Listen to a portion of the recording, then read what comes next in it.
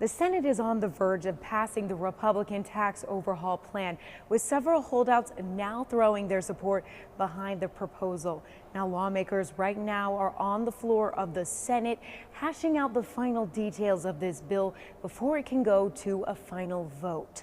Senator Schumer recently offered an amendment to adjourn until Monday to give lawmakers a chance to read over the 400 pages of this bill. That effort was rejected. Now, a lot of Democratic senators are up in arms because they say they haven't had enough time to read this bill. Many of them tweeting pictures of the bill, which had scribbled notes in the margin.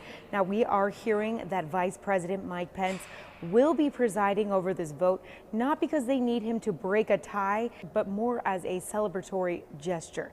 Now, Republican leaders say they have agreed to a host of tweaks, including a provision that would allow taxpayers to deduct up to $10,000 in state and local property taxes paid. And it's a change that was pushed by Senator Susan Collins of Maine.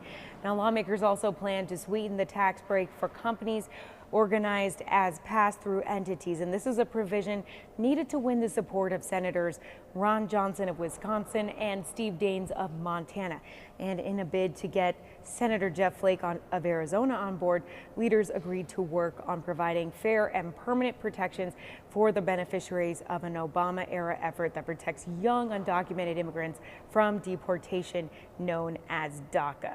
Now, these changes did not appear to include anything to appease Senator Bob Corker of Tennessee, whose concerns over the bill's effect on the federal budget deficit created last-minute complications for Republican leaders on Thursday. Senator Corker so far says he is a no vote. So far, that is the only Republican who has come out against this measure. Now, even after this vote Friday night, there still is a lot of work to be done.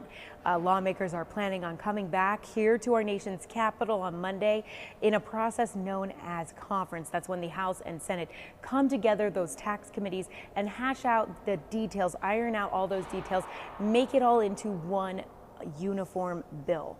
That is the latest news from our nation's capital. Sending it back to you.